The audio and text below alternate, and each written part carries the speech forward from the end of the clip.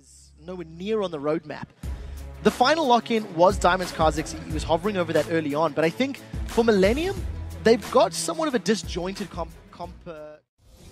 few more of those dark findings than he wants to. A very big minion wave under the tower. Actually bombing them up very effectively there. He just missed one or two of those CS. But the poke and the punishment is definitely in favor of Millenium. It is what you expect with that Leona. Kerp sidestep. Oh, nice sidestep there. Kottenx is going to come in. Good stun down on towards him. Flashes away. The ignite down. First blood comes in as Kottenx and takes it. I retract the sidestep. It was the scatter the weak. Because of Kerp jumping forward, it wasn't the ball that connected with Kerp to stun him up. Diamond, he wants Kottenx. He's going to try and jump in. He's gone deep. He's got to wave the minions. He may pay the price. He's going to get stunned up. The minions alone will do the damage. And Kerp picks himself up a kill for himself. The first roam towards this top lane of the red buff looks to be in play. Yeah, they know that Diamond is around there. He's just taken away those wraiths on a ward. Kevin and Kottenx looking to go towards him.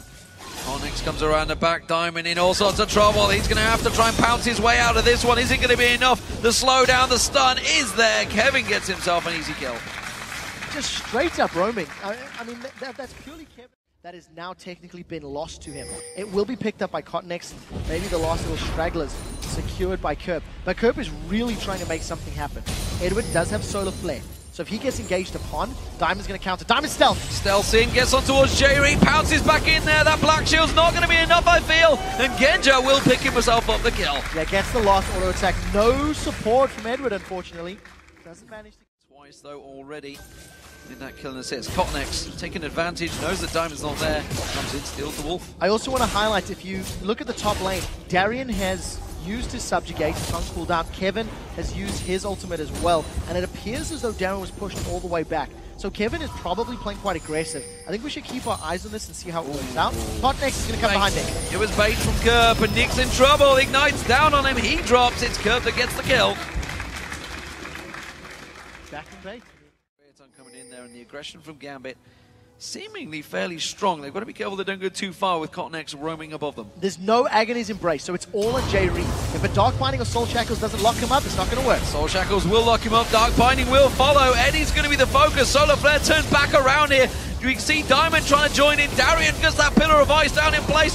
Diamond pounces in. Jree will be the only one that goes down. He can't quite get Eddie in the process. That shield just enough to save his life. That was actually quite good from Gambit Millenium. They did take into account the teleport.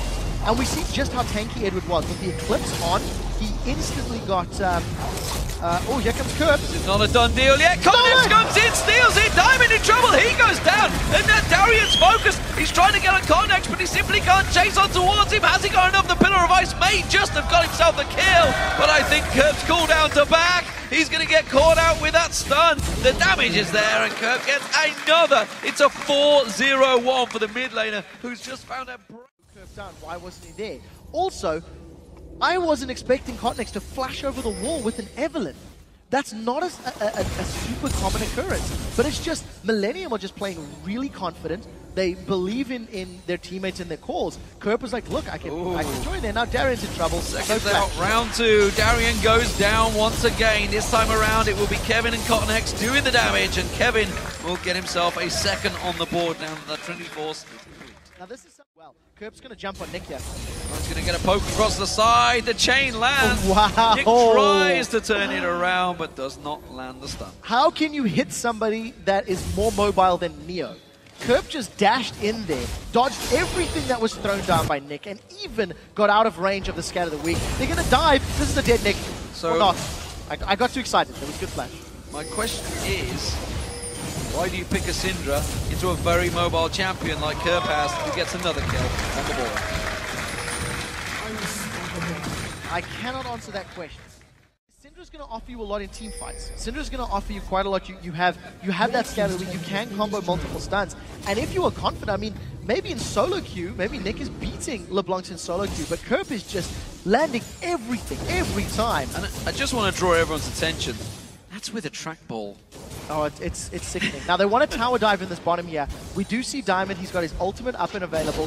The isolation bonus is a longer range, and turrets count as friendly, so it's going to be a little difficult. Oh, Darien. Diving Darien. Oh, here we go. It's a 3-man this time. Who's going to take the glory? Kerp is once again. Teleport down the bottom. Here comes Kevin. And now Jree, Diamond, everybody's running away. Dark Binding does... I really like the smoke grenade from Creaton as well. That's going to just deny Darien vision. The teleport, yes, while it didn't, help net any kills, it means Darien is available for the next Dragon team fight. They stun on Jree. They might try burst him down. Well, they're going to try, but I'm not sure they've got enough. There's the ultimate coming out from Nick. Diamond tries to stealth himself up, and instead the rest of the team will turn this back around. Diamond tries to go on Jree, still yet to get the kill. Kevin instead turns that on his head, and now Eddie's in trouble. Kevin with the ultimate running. Kerp can't quite dash on towards Eddie. Kottenx, he's in trouble right now. He's actually been separated. He's going to have to make a run for it. The tower damage isn't quite enough. It will. Genja picks himself up the kill. Yeah, I got tagged by that Ardent Blaze, and it was just enough range to give him the kill. Gambit went in disjointed. They just went in one by one. Now they're going to look to re-engage. The Dark Binding is good. The Soul Shackles is available for Jree. Because he's well aware of the position, and now he sees Diamond walking over the ward. He's going to completely give himself away. Why would Kevin? He knows that if Darien keeps pushing, Kottenx will come help.